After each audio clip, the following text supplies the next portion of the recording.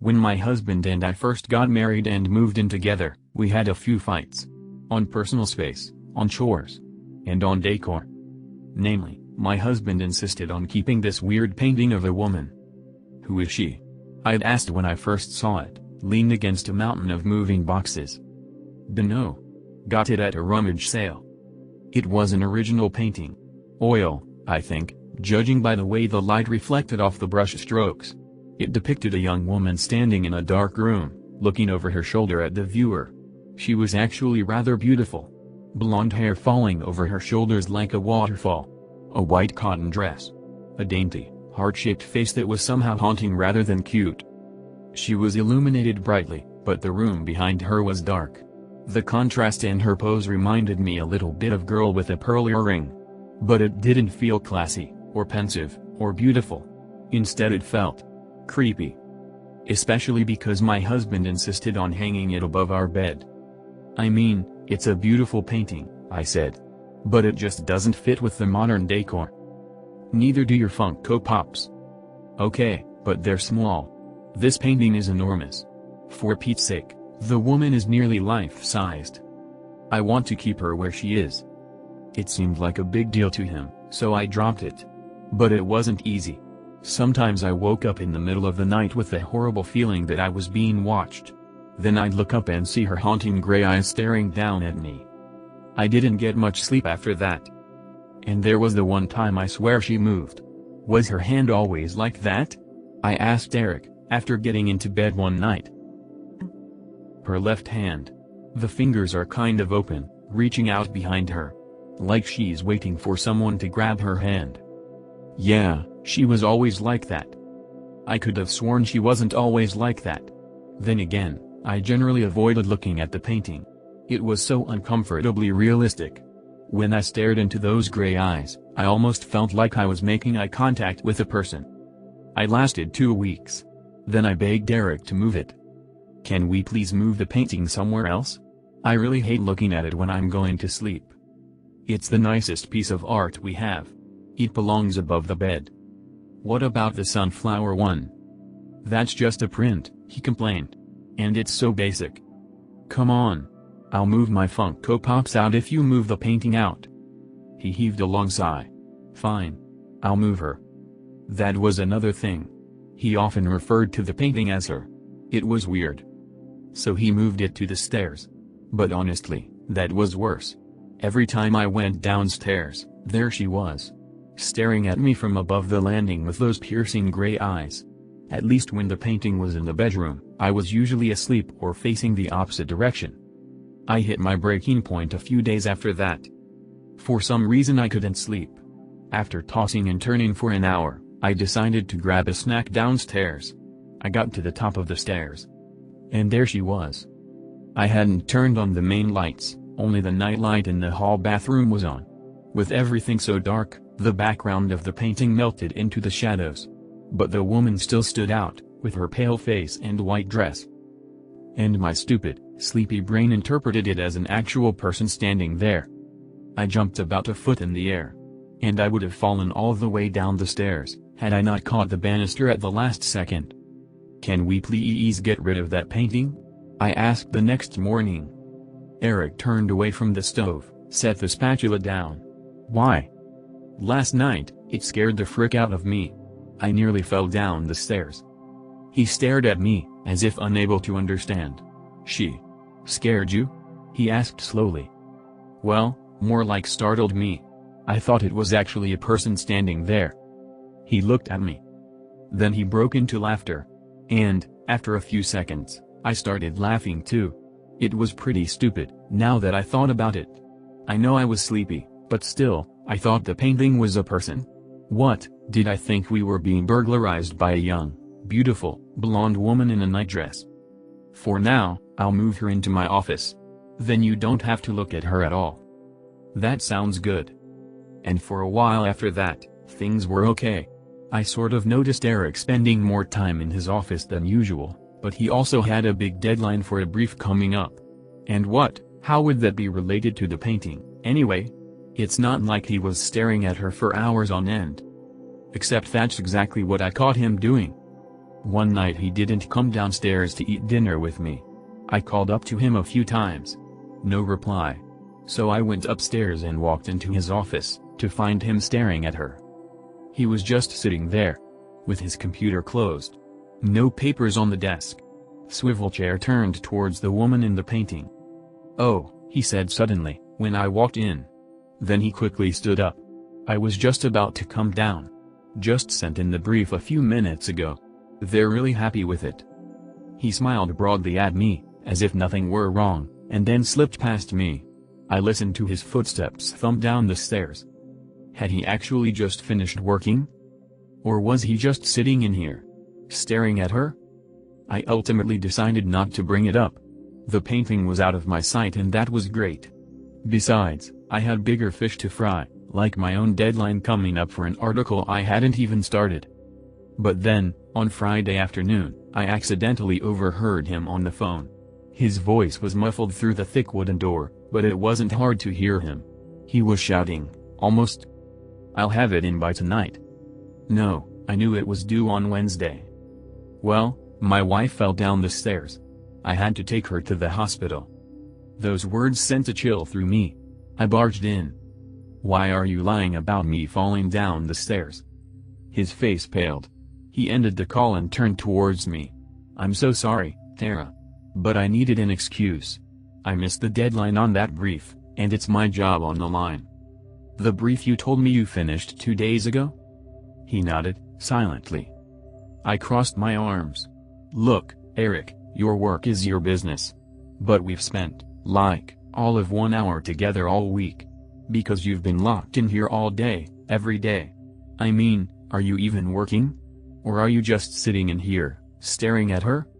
His dark eyes locked on mine. And then his voice grew soft. "You're jealous of her, what?" "You shouldn't be, Tara," he said, stepping towards me.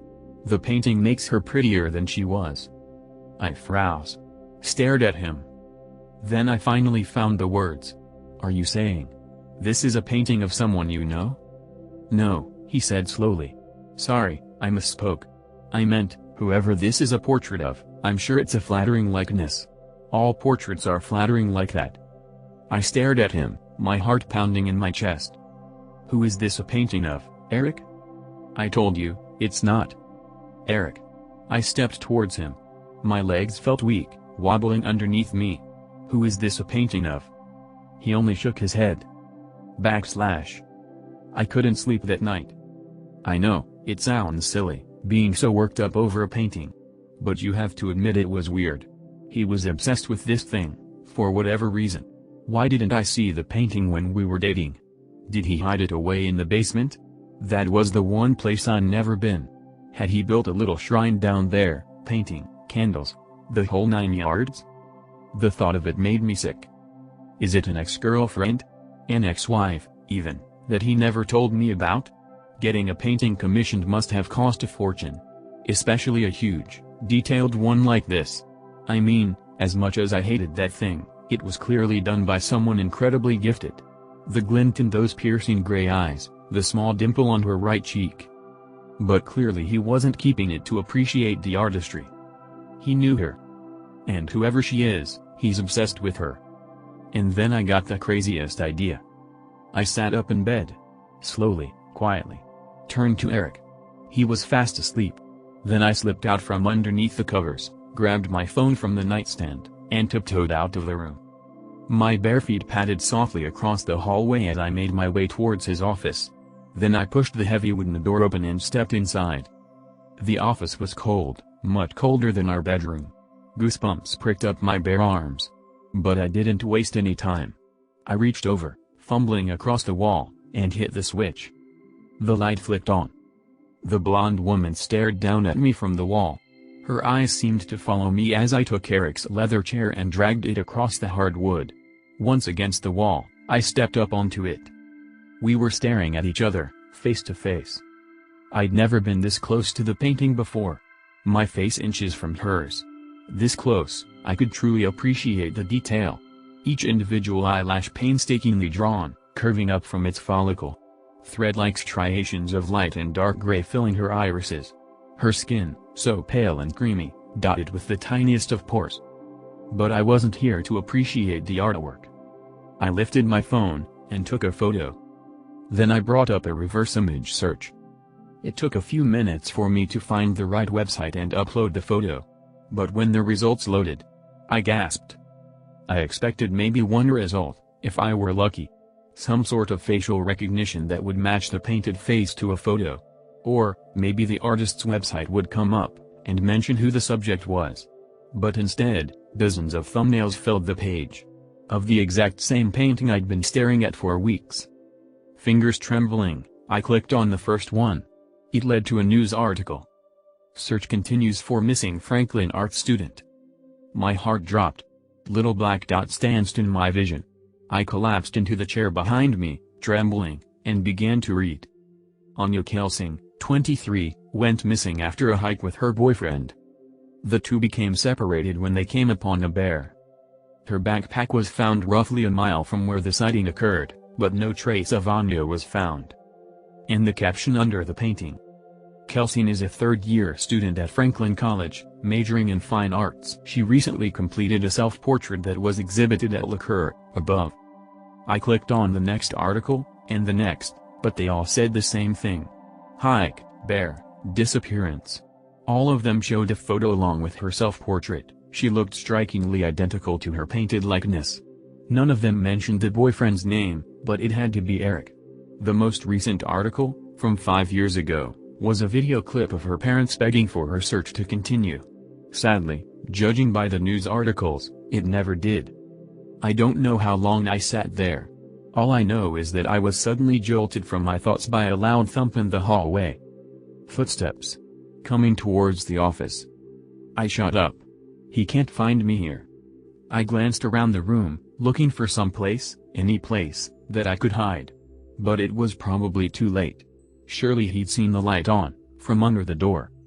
I ducked under the desk just as he stepped into the room. Tara? I clapped my hand over my mouth, trying to silence my ragged breathing. He's going to see the chair out of place. He knows I'm here. He knows. Tara, you in here? Why did I hide? I could have just said I came in here because I heard a noise. Needed a pen. Couldn't sleep. Why the fuck did I hide? Now he's going to know that I know. Tara? But maybe it's fine. Maybe the bear got Anya, maybe Eric had nothing to do with it. Isn't that more likely than Eric being a murderer? There you are. I looked up, and screamed. Eric was crouched there, in front of the desk, staring at me. I was looking for a pen, I stuttered, lamely. I wanted to write down. I remembered I'd have to pick up groceries tomorrow and I needed to add something. He tilted his head, a small smile on his lips. I don't think that's the truth, Tara. Make a break for it. I started to lunge out from under the desk. His hand quickly shot out and grabbed my wrist. Hard. You figured out who she is, didn't you? That's the only reason you'd be hiding from me. I trembled in his grasp. What did you do to her? I whispered. He let out a dry laugh. So you think I'm a murderer? How nice, that's the first conclusion you jumped to. No, I don't think you're a murderer. I swallowed. Stupid, stupid, stupid.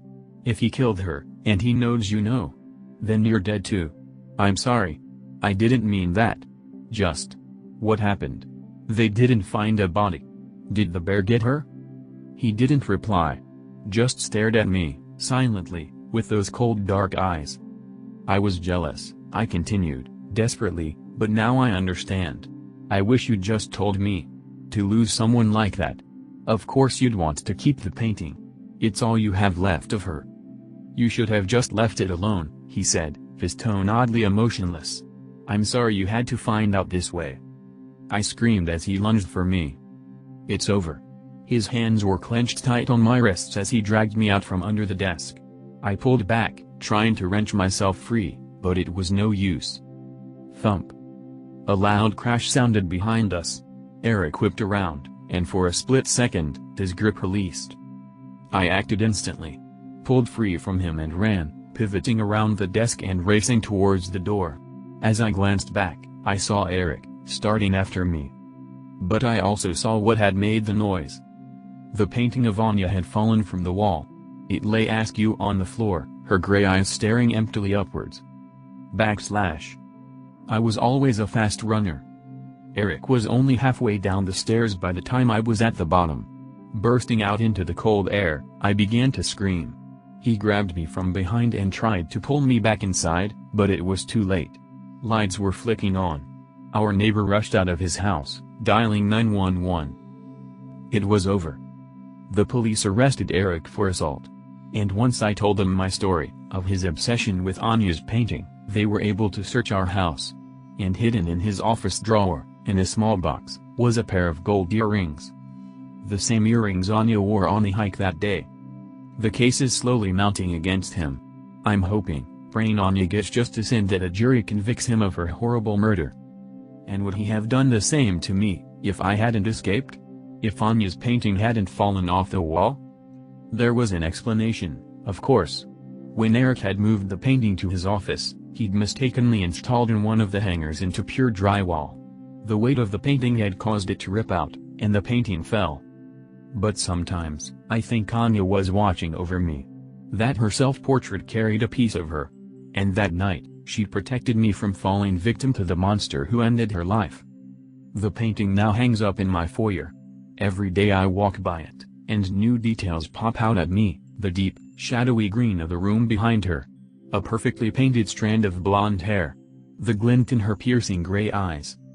And sometimes, I think she's smiling back at me.